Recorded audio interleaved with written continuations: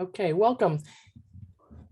This evening we are having a webinar podcast episode with two gentlemen from Insight Treatment Centers, Christian Lahr, who is the Community Outreach Coordinator, and Elton Ferrero, who is a CAT C1 certified drug counselor and a recovering addict himself for 7 years. And I want to welcome them both on to the Everyday Parenting Podcast webinar this evening.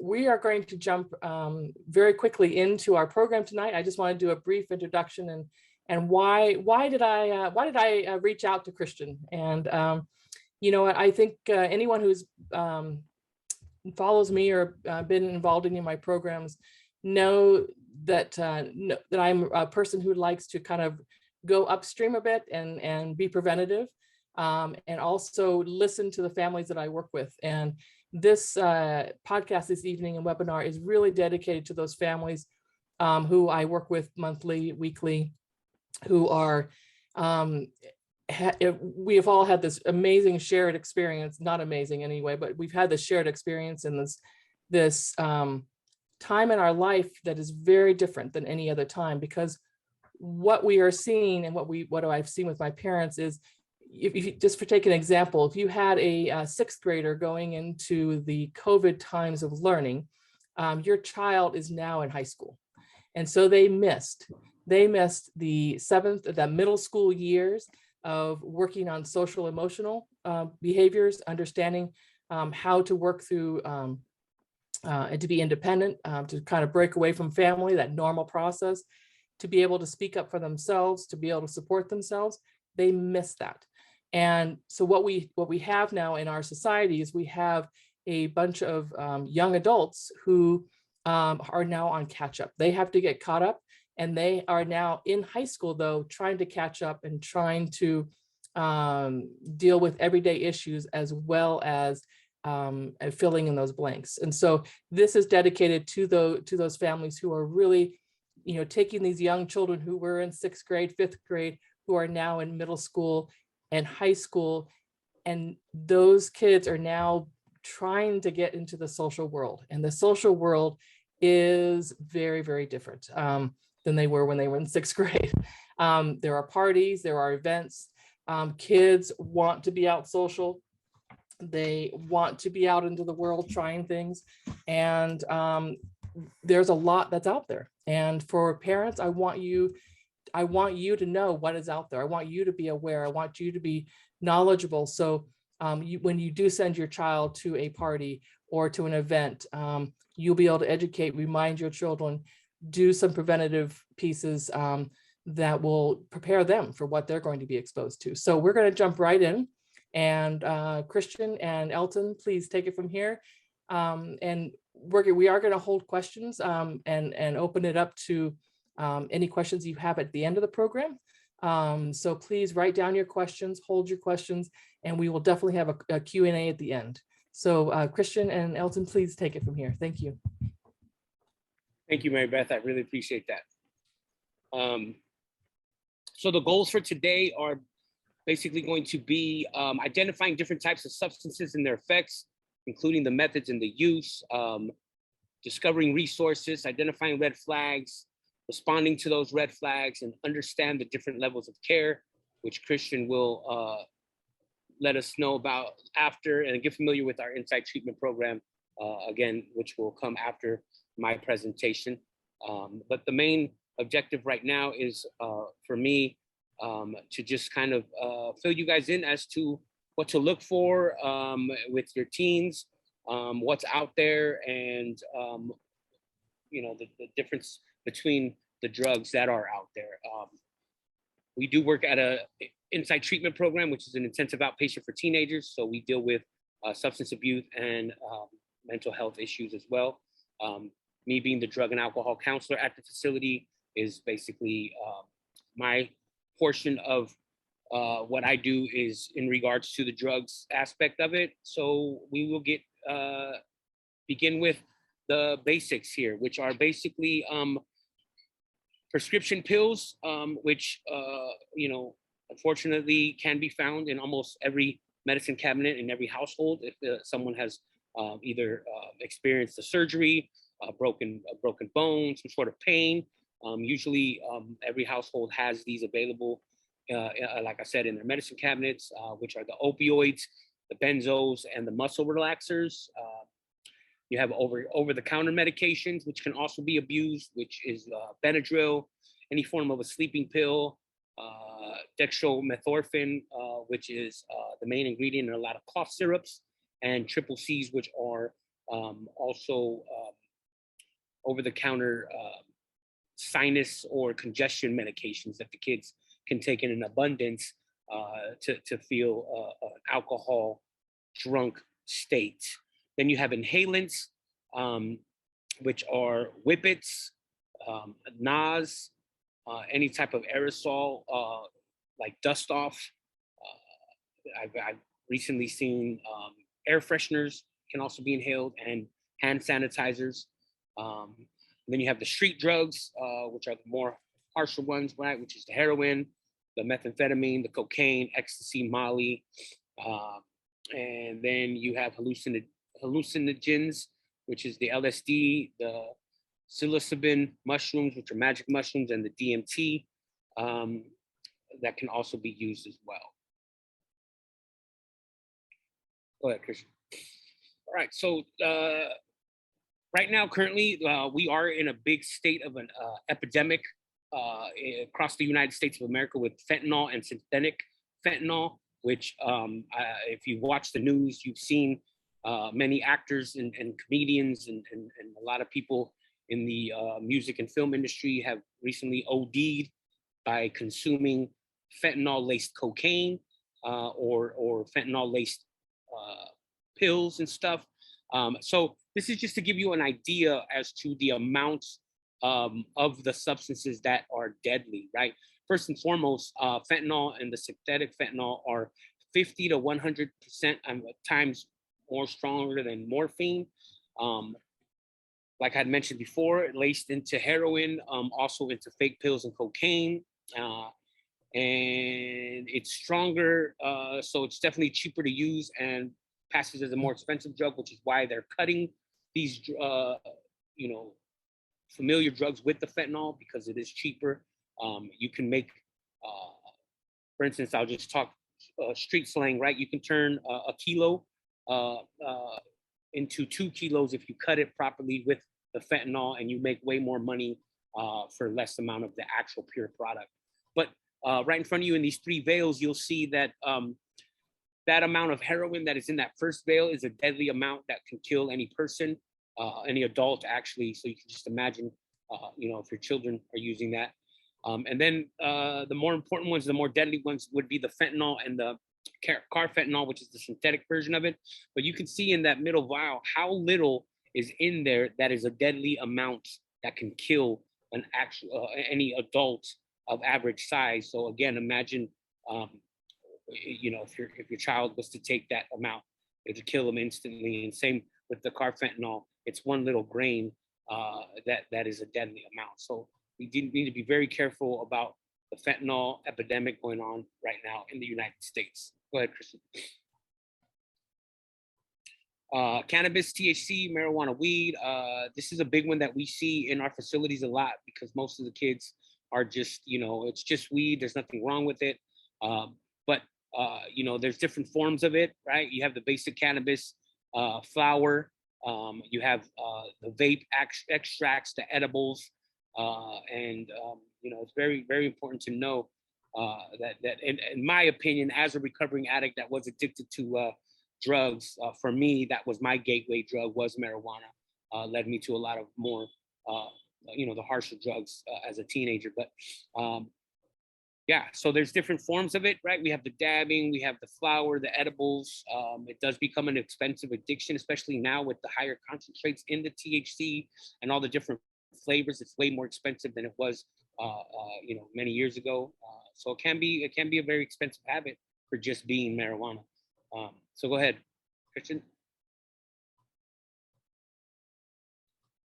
This next slide is basically to give you an idea of the different type of products that are out there when it comes to the THC marijuana scene. Also, the nicotine vapes are very dangerous as well. With the, there's still no studies about it proving otherwise, but the deadly chemicals that are in the nicotine vapes alone are very harsh, and there's been quite a few reported incidences of teenagers getting collapsed lungs, pneumonia, things of that nature from just the nicotine vape. But over here to the left, you'll see how the nicotine companies and the marijuana companies are making it more attractive to look like candy so that they can appeal to the youth. Towards the left here, on the bottom, we have different nicotine devices. You'll have the one that looks like a cigarette, the e-cigarette, and then you have a vape pen, which is right next to it. A very common one that is used a lot is the one right next to it, which is the one where you actually put the liquid vape juice in it. The next one over is a disposable, reusable one. And then the other two are kind of the same, similar type of vapes. I don't know the names of the actual companies that make them, but those are huge. And then right above there to the right, you'll see the green one with the black tip. Those are the more common ones being used now because they're disposable. Unfortunately, a lot of these smoke shops, at least around here in the Pasadena area where we are, actually sell to minors. I don't know how they've been getting away with that for so long, but they do. One of those disposables can cost $15, $20. And they come in the flavors like watermelon, cherry, banana, stuff like that. And very bad and very addicting for our teenagers right now. And then to the left of that, you can see how they're marketing to our kids, right? We got Fruit Loops, we got the Butterfinger edibles, cotton candy, the Sour Patches, the Nerds. And these are all edibles that have a high concentrate of THC in them. So we want to be careful with that. At the first glance, they look like regular candy, but they're not. And then over to the right part of the slide, you have the different types of vape cartridges, the different types of utensils that can be used to smoke the flower, like down in the bottom, the Swisher Sweets, where the kids will make what we call a blunt, which is a tobacco leaf used to roll the marijuana. Then you have the grinder to the left of that. A lot of these cartridges can be used with this particular certain vape batteries that they can connect to. So it's very, very important to keep an eye out for that, right? Then you got the Brass Knuckles, which is just one company of many of that form of cartridge that can be used with the vape battery.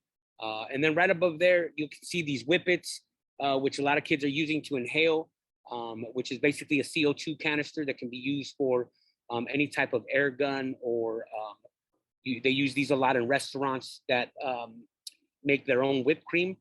They use the CO2 canisters, and what the kids do is they also sell a device that you would put the whippet in, put a balloon over it, and crack it so it would fill the balloon and then inhale what's in the balloon.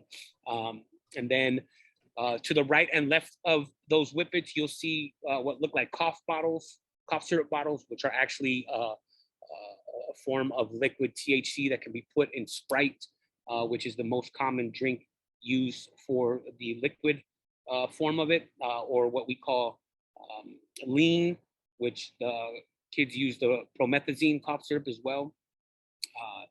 So there's a lot of things we want to look out for when we look, at our teens. Go ahead, Christian. So some of the prescription medications that we need to look for are these, like I said, that are most commonly found in our medicine cabinets.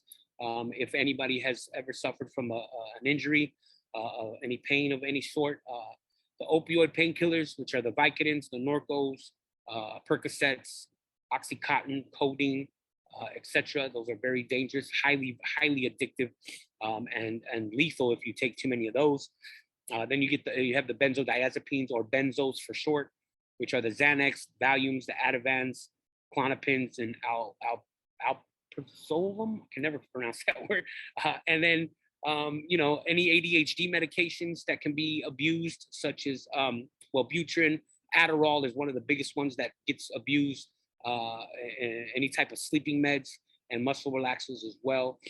Now, if for any reason, if you guys ever come across a pill that you do not recognize or you see is unfamiliar to you, you can go to that website right at the bottom, and you can enter in what the pill looks like. I mean, you can be very vague with the description. It's a white round pill with the letter whatever on it, and it'll tell you exactly what that pill is. So you have an idea of what type of pill it is, whether or not your kid should be taking it or not. So you can always use that website. And then, you know, it's very helpful if you find anything of the nature, because most kids will lie to you and tell you that, oh, it's just an ibuprofen or it's something very, very minimal, when it could actually be something that could kill them. So Elton, the website was www.drugs.com. Correct. Yeah, drugs.com, parents. Oh, yeah, there you go. Go back real quick. There it is. Yep. All right, Kristen, thank you. And then this is basically what some of these prescription pills look like if you've never happened to see one. In the top big portion of it are the Xanax, which are bars. They call them bars. So if you ever hear your kids talking about that, you know, they were barred out, that's a big red flag, and that means that they were on Xanax because of the way they look. They're bars, so they're barred out. And then you have the Adderalls as well, down at the bottom. That some come like that, some come in a round yellow or blue pill, which is the one up there.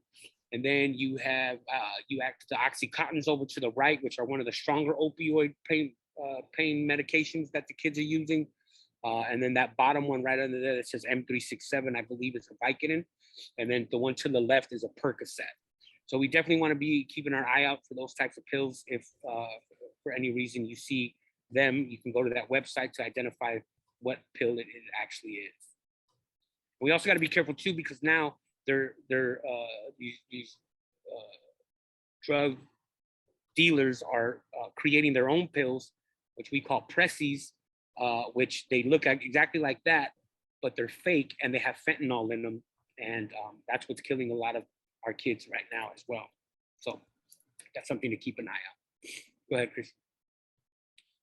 All right, so these are the over-the-counter medications that we need to be aware of and possibly being misused, right? The DXM, or the dextromethorphan, is one of the biggest ones, which is, you can find that in any high-end cough syrup like Delsum or Robitussin. They have those. That's a very, very common one that the kids use. And then you'll see over to the right of that picture is what looks like a purple liquid, which is a Sprite soda that has been they have added the cough syrup or the promethazine stuff in there. So excuse me. And then you have the Robitussin pills, or the triple C's as well. A lot of kids have been known to take a lot of Benadryls, which are basically used for allergies, or some kids use them as a sleep aid if you take one. But if you obviously take 10 or 15 of them, you're gonna feel like you're in a drunk state, which is what a lot of these kids are doing. Excuse me, which is why it's very difficult to find when we do a urine test. Unfortunately, a lot of these drugs don't come out in a 14-panel drug test. So we got to send it to the lab, request that they do an intensive look into the urine sample, and then we got to request that they look specifically for the dextromethorphan or kratom or ketamine or some of these other over-the-counter medications or substances that don't come out in these drug tests. So it's very, although it's sold over the counter, misused, they can be deadly and cause an overdose and send your child to the hospital or the ER. So definitely want to be careful with that. Go ahead, Christian. This is something new that we've just figured out. If you are into checking your child's phone every now and then, which I highly recommend, even if you don't have any suspicion, it's always good just to be very vigilant and stay on top of it, because you never know. I've seen many of my clients actually that have come in and their parents like, oh no, my kid would never do this. My kid would never do that. And then we search their phones and boom, there they are. One of the biggest users or dealers or whatever the case is. But this was actually taken off the DEA website that we recently added to our slideshow. And it's basically just a breakdown of certain emojis that these kids can use that will get them how they communicate with the plug, which the kids are calling the plug, or the dealer, or the person who has the drugs, right? So at the top of it, we got the prescription pills codes, right? Which is the Percocets and Oxycontins, which is just basically the pill. The blue pill represents the Oxycontin, and the P stands for the Percocet. I still can't see what the other one is. What did we say that was, Christian? Is that a banana? It's a banana. Yeah. The banana. So yeah, because the Percocets are yellow, so they come in a round and they're yellow. So and then the Xanax, that's what the emojis are being used. I don't know why they use those, but that's what they figured out is for the Xanax, and then the Adderalls. So the pill basically stands for the pill, and then what's next to it represents what kind of pill they want. So for the Adderall, you have an A, and then it has the train. So a lot of the slang for being on Adderall is that you were on the A train because you're moving fast. And obviously, if you don't have any ADHD symptoms, using Adderall is just like using methamphetamine. It'll give you that euphoric and anxious feeling and makes you feel like you're moving really fast, so you're on the A train. Then the dealer signals down here would be that the advertising means that the plug, again, there's that plug, means that they're on deck or they have a supply, so they send the money, which means if you have the money, we can get you what you need. High potency of whatever they're looking for, they'll use a rocket, the actual bomb, or the exploding emoji to let you know that it's a high potency or the bomb quality of whatever it is that they're looking for. Don't ask me why. I still haven't researched this. I don't know why the maple leaf is the universal sign for drugs, but that's what the DEA is saying. And then a large batch is the emoji of a cookie, because that just means it's a big quantity amount. And then the methamphetamine, they use a lot of blue or the ice emojis, because that's basically another slang term for methamphetamine is ice or crystal, which is why there's the diamond, because they call it crystal.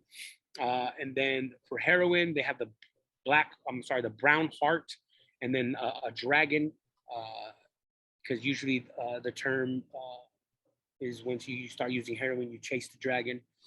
And then the cocaine, the snowman, the 8-ball stands for, it's very, very well known for the cocaine drug. The 8-ball is the most commonly amounts that is purchased or used. And an 8-ball stands for an eighth, which is 3.5 grams of the drug. So then they use the key to signify, because most people use keys to use the cocaine, and then the fish at the end, because high quality pure cocaine used to be called fish scale, because when you looked at it at a certain angle, it looked like the scales of a fish. It's pretty simple reasons why they use these terminologies. And then at the bottom, we have the MDMA and the mollies, which is X or candy, because Molly is a powdered form, and it's used a lot for the rave scene and the happy-go-lucky scene. And then mushrooms is obviously mushrooms, which are the magic mushrooms the kids are using. The cough syrup, purple, again, because that's usually what the color of the drink turns into. When you add the cough syrup to Sprite, it'll turn into a purple liquid. And then the marijuana is pretty simple. The trees, the 4-leaf clover, the smoke, that's pretty most common one. So, and then to the right is kind of an example of how they're used and what is being said in the messages. So this is definitely something that we just want to look out for in our kids. I highly recommend randomly just checking their phones every now and then, just in case. We got to stay vigilant and keep our kids safe. So go ahead, Chrissy. And then if for any reason you feel the suspicion that your child is using and you want to go ahead and drug test them, you can always go to Walgreens or CVS to purchase drug tests there. However, they're really not that accurate. So we always recommend to go to this website down at the bottom, which is called www.meditest.com. Excuse me. And you can order 10 to 12 panel with fentanyl tests as well to get you a more accurate reading of whatever you're testing for. Now, once you order them, it'll explain what the codes are and what you can look for. You can buy, like I said, the 12 panel dip tests or the actual cups. The dip test, you would basically just get a sample in any type of regular disposable cup, dip it in, wait a couple minutes, and it'll give you what it says. So yeah, so there's ways to do that, and I highly recommend doing that every now and then as well, just to be safe. It's something that I think if we can do a little bit more, we can stay on top of our kids using drugs. But we've also got to be careful that we are in the room when we're testing. Obviously, to make the child feel comfortable, we would want the father to do the boys and the mothers to do the girls. But we got to keep an eye on that too, because there are detox drinks and diluted test detox drinks that can be bought at any smoke shop. That you drink an hour before you got to take a test, and it'll clear anything out. And the fake urine is a big one. There's actually something that's called the Wizinator that can be purchased online if you go to the right website, that will hold fake pee, and you can use in the cup. You got to stay on top of that as well, and that's why it says at the bottom to be in the room when they do the test. Kind of make search them before you do the test, just to stay on top of the possibility that they may be using fake urine or anything else to dilute the test as well. So another big thing that I hate to say it, but another thing that I used to do back in the day was use put a little bleach on my finger. So when I was doing the test, if you put that in there, it'll actually dilute this test as well. So if you're ever testing them and you get a strong odor of bleach, you may want to smell their fingers, but in case you have to do that. But here are some of the red flags that we want to look for with the possibility of our child using any type of substances, right? We want to look for a change in behavior. We want to look at a change in sleeping habits if they happen to be using any type of amphetamine that's keeping them up all night. Definitely the big one is a change of friend groups. If you start seeing them hanging around a different looking type of crowd, you definitely want to be on top of that. Loss of interest in things that they once enjoyed, acting out behaviors, anger. The biggest one obviously is isolating. I know a lot of our kids that suffer with mental health issues like to isolate as well, but if your child was never that big of an isolator, now all of a sudden is an isolator, is most likely because they want to be in the room by themselves doing whatever substances that they want to be doing while they're in the room. And then emotionally disconnected is a big one if they were not before. So that's just stuff that we can look out for, which we definitely want to keep an eye on. All right, so what can we do to help? Ways you can help your child in this particular instance is definitely want to communicate with the teen, lead the teen in the conversation, try to make yourself available on their time, ask questions about their interests. Definitely listening is a big thing, because I know growing up for me, my parents didn't listen to anything I would say, and that definitely drove me to do a lot of things I shouldn't have done. You want to work as a team, as a united front with you and your partner. Definitely want to validate their feelings and concerns. Drug test them if you feel like you need to, or slight suspicion. If you find any drugs, you want to definitely confiscate the drugs. And then lastly, you want to seek professional help. Now, if for any reason, excuse me, you happen to find drugs on your child, you can definitely dispose of them by I recommend either flushing it down the toilet or if there happen to be pills and stuff like that. There's, I know that Walmart, CVS, Walgreens have, I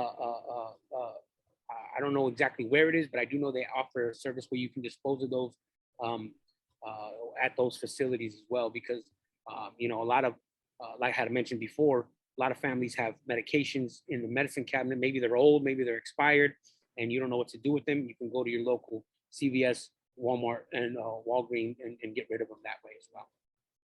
Definitely just don't throw them in the trash though, because you know, if your kid wants to get high, they will definitely go trash digging. Awesome. Thank you, All right, Elton. so that was my presentation on the drugs. Thank you for listening, and Christian's you. gonna go ahead and take over. Thank you, Elton. Yes. Awesome. Yeah. So, you know, typically there's 4 levels of care. And before I get to what we do at Insight, I'd just like to explain them briefly.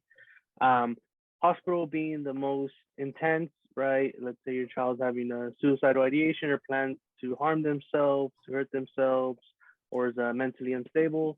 Then we have them on the hold at the hospital. This can last anywhere between 4 to 10 days until they're stabilized.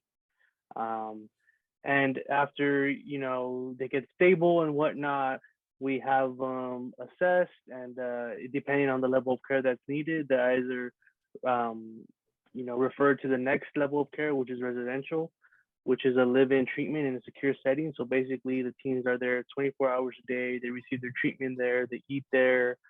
They get their education there, things like that, in a secure setting. That way, they're supervised at all times, making sure that they're not harming themselves and they're getting the treatment that's needed. Next is an intensive outpatient, which is our program. After school hours, I'll get to that in a minute as well. And the last being outpatient, which is typically, you know, a few times a week, maybe once or twice, a few hours a day. Not as intense as the other treatments, but again, it is ongoing, and there's a lot of support in that aspect. So now I'll just get a little bit more in detail about us and who we are. So as Elton mentioned, we are an intensive outpatient treatment program for teens who have a mental health diagnosis and or drug and alcohol issues. Focusing on family treatment, we provide weekly parent groups, multi-family groups, and regular individual family sessions. Understanding that many times when teens do come to us, you know, these issues stem from a negative family dynamic. And so being able to understand that and address that, and have the parents also participate in the treatment, we feel is very beneficial. It really gives us a better idea as to what's going on in the household and how we can address these issues and you know, hopefully break that cycle. We are a long-term IOP, so the average stay with us is about 9 months. And as you know, the teens start meeting their treatment goals and they start progressing, they get drop-down days. So our teens start coming to our facility 4 times a week, Monday through Thursday. They are there from 4 to 7 p.m. Every once a week, we provide a multifamily group, which we involve the parents of the teens as well as the teens, right? And we basically have everyone interact. We also have individual parent groups where the parents, again, you know, get a focus on what they're dealing with, sort of the issues that they're facing, and being able to understand what's going on with them and seeing how that can possibly result in how they react or either are contributing to the way their child may be feeling. We also offer an academic day program. So if the child is struggling in a traditional school setting, which most are, then we provide an academic coordinator to help them on their academic journey, providing them that one-on-one sort of that one-on-one you know, support. Basically, you know, being there and helping them log on to their Zooms, reminding them to turn in their classwork, advocating for them if their workload is too high, and just guiding them through the whole academic process, as well as, you know, them being at our facility and having the support of our counselors that are on staff, that are on call, I mean, and at the facility as well, should an incident occur. Again, we have staff members who are able to handle those situations. You know, many times leaving a child alone at home can be very troublesome. And so again, offering the academic day program, we're able to really give them that full, really in-depth treatment. And we work with all private insurances. Yeah, I mean, that's about it, I would say. This is our admission line.